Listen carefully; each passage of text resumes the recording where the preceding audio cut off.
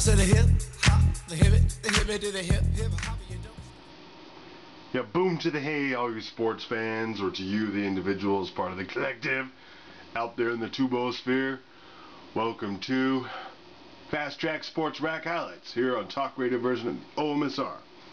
I am your host, Will, the alternative ESPN Sports Thrill. So what does all that catchphraseology mean? You know, Sports Rack, it's on display. Fast Track means it's going to be pretty quickie.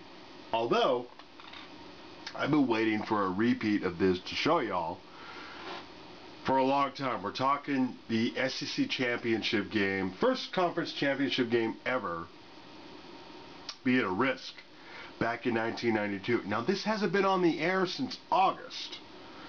The first rendition being digitized out on digital cable from the U of ESPN was very splotchy, pixelated, you know what I mean, when that upper echelon of channels, you know, above, you know, in the 3-digit range, above 100, was terrible. It was a terrible recording.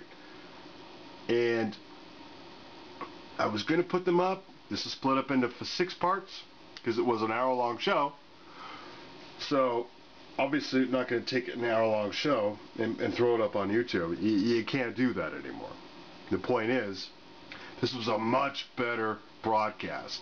And I'm not too sure if it's going to be shown again this year, because we're already halfway through the college football season. So it's great viewing, parts 1 through 6.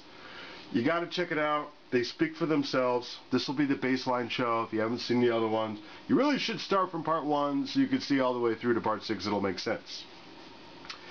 It'll take you back in the Wayback Machine. All you dudes from my generation, late teens, early 20-somethings, even you 30-somethings, you'll get a kick out of it. Hearing Keith Jackson, a young Gary Danielson, I was going to say Derek Danielson, and the intro music for ABC back then. How things have changed, not only in the sense of what they were showing and how it's evolved in college football, but ABC used to show all the big games back then. Now the SEC's on CBS. Very fascinating stuff. You'll love it. You'll get a kick out of it. Shout out to my girlfriend down there in T-Town. Alright. Thanks for watching. Plenty of other stuff on the channel for your entertainment needs. College football needs. Later days and more signature plays.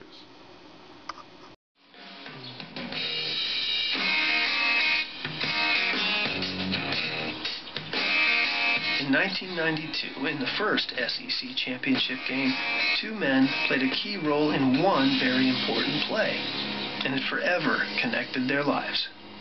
What's been going on with you nowadays? I hear you on the radio. I do a little radio. I have a daughter who's 15. She's a dancer, so I can't help her in that area.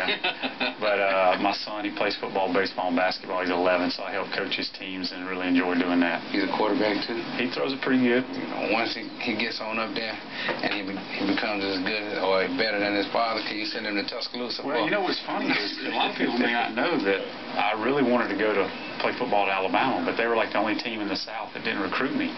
You know, I wanted to go because of the tradition and the uniforms, because I think y'all got the best uniforms in football, but they didn't really recruit me very much. So came down between LSU and Florida and really liked Gainesville, thought it was a good fit.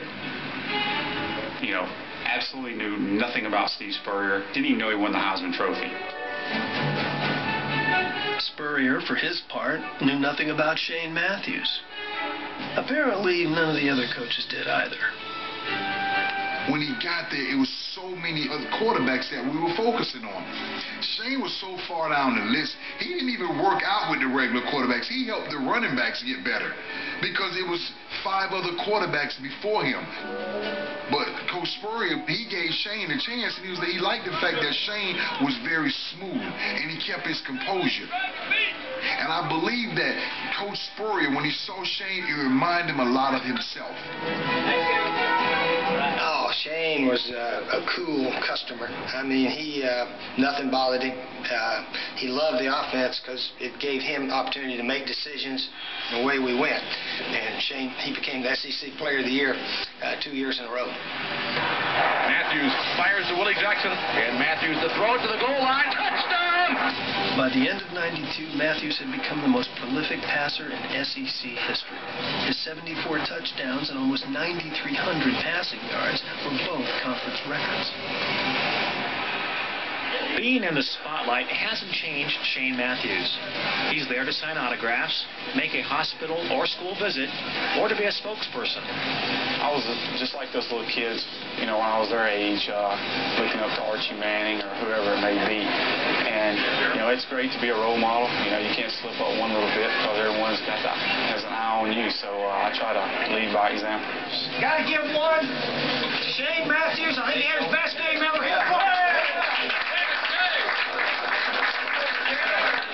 Antonio Langham got a game ball the week before the first SEC championship game. His interception return was the go-ahead score against Auburn. He was in his junior year and living up to some high expectations set for him long ago. So here's a kid that grew up in Town Creek, Alabama, which is about as big as it sounds. And he grew up across the street from his four cousins, the Goods, who had all played at Alabama, and not just played there, but had success there. And if you're related to anybody that ever played for the University of Alabama, there's pressure to, 1, go there, 2, play ball, and 3, at least do as well as your family did. In his case, that was fourfold. His cousin's success set the bar high, but they also provided much-needed role models for Langham as a boy. It was a perfect situation for me because, as you know, I lost my dad when I was a year old to a car accident, so it wasn't like, he wasn't present. He just had passed away, so that messed that up. Guy wearing number 47, that's my dad, Willie James McCoy Jr. Langham did his dad and cousins proud when he took the field for Bama.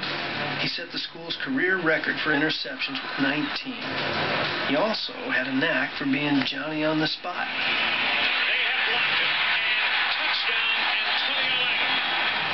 As a senior, he won the Jim Thorpe Trophy for being the best defensive back in the nation.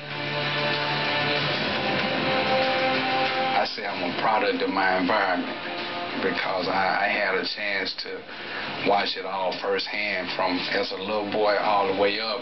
I had an opportunity to see my cousin there play at Alabama until I got the chance to play. In the first SEC championship game, the lives of Shane Matthews and Antonio Langham would intersect in the play that changed college football. I sing it on and on and on and on and on. The beat don't stop until the break of dawn. I sing it on and on and on and on and on like a hot butter. The pop, the pop, the pop, give it, pop, the pop, pop. You don't dare stop or come alive, y'all. Give me what you got.